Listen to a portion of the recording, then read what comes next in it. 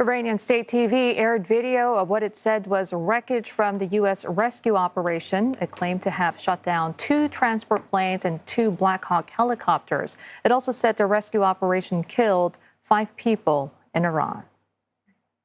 For more on this, let's speak now with Allan Behm. He's a senior advisor of the International and Security Affairs Program at the Australia Institute. Thank you so much for joining us, Allan. So this scenario highlights, I guess, both U.S. vulnerability and capability. How are you reading this, and which side has the advantage after this episode?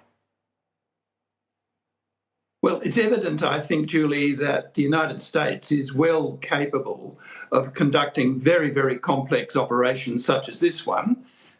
It is the biggest military in the world, and I'm sure that the United States military learned a lot of lessons after the abortive attempt back in 1980 during President Carter's administration.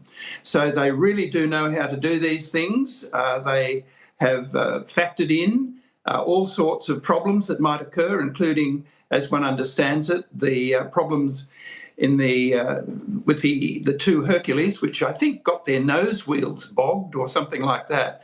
So they swept all of that up and they rescued the weapons officer, and they seem to have got their force out. So it was a brilliantly executed operation, but one has to ask the more fundamental question: what on earth is the purpose of an operation like that when you're bogged in a war which appears to have no end? Well, this rescue, Allan, also happened deep inside hostile territory. That's another factor here. What does this tell us then about how far the United States is willing to go operationally inside Iran right now? And was this a one-off recovery mission, or was there more to that? I don't think, Yasmin, that the United States wants to put forces on the ground and conduct land warfare in Iran. I think that would be extremely dangerous for the United States and very dangerous for its troops. I mean, the Iranian army is pretty well trained and it's very capable. So I don't think that's where they'd go. At the same time, the United States has demonstrated in Venezuela and again here that with special operations, it is highly skilled and very flexible. So it will do these kinds of operations again when it's necessary, but I don't think that they're going to want to do them too often. So the use of F-15s, for example, I think will be highly controlled. They're likely to use them, but they will be taking even more precautions to make sure that the aircraft are not shot down.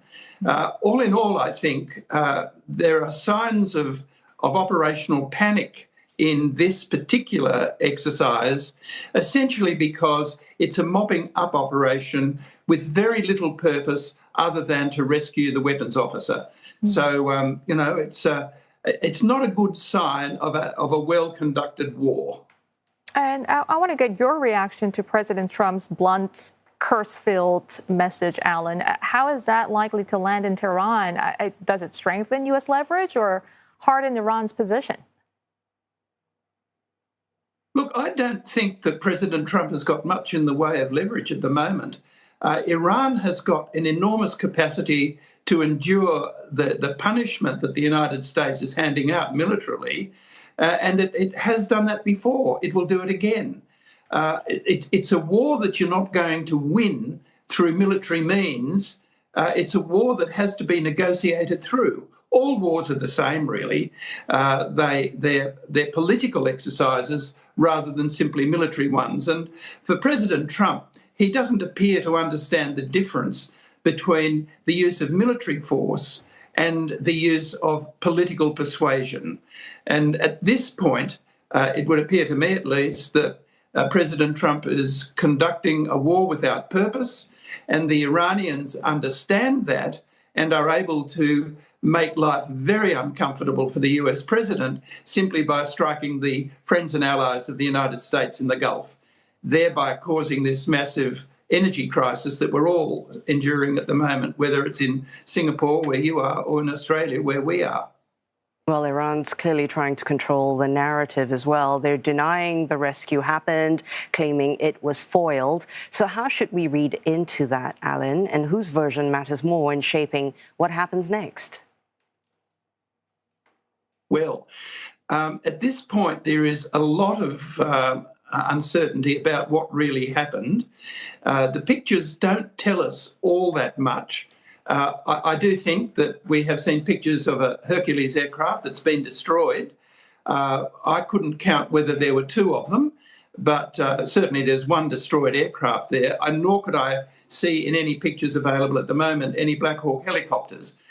But I think at this particular point, it's not so much who's commanding the narrative, though I'd have to say I think Iran is running its side of the story with some skill. Whether it's true or not is really not the point. It's just running it very skillfully. I think the real problem here is that the United States, for all its military force, is left looking powerless. And that is not a good position for the United States to be in. It's a reckless war. The attack on civilian infrastructure is probably illegal. And on all the advice that we have at the moment, the war itself is probably illegal as well. So I think in all of this, the United States is not holding the upper hand. I think on balance, Iran actually is holding the upper hand. You said illegal, Allan. Does that kind of criticism have any impact on President Trump's calculus at this stage? I don't think so. When we saw the Supreme Court in July last year make a pronouncement about the United States president and the legality of decisions and actions taken by the president as the president by virtue of his office, it was pretty clear that, in effect, the President of the United States himself is not able to do anything unlawful. But I think most people who are expert in international law, and I'm not an expert, but I have read a lot of commentary from international lawyers, it would appear that this law does not meet the criteria for a just war, and therefore it's illegal. So whether or not President Trump can act legally or not, I think much of the world would consider that the United States has acted illegally. And Allan, finally, stepping back from all of this, are we now then looking at a contained episode or a sign that the US-Iran confrontation is now entering a more dangerous and unpredictable phase? Look, I'd love to be able to answer that question. You know, we'd all like to see what's going to happen in a week's time. My own feeling, for what it's worth, is that we are entering into quite an unpredictable phase of this particular conflict. We don't know, for example, whether President Trump is prepared to risk putting US forces on the ground, particularly in Karg Island. We don't know whether the Iranians have got enough drones and missiles to continue to create problems for the Gulf states and for Israel, for that matter. So I think we're in uncharted territory here, and it is, I think, a moment of significant global danger.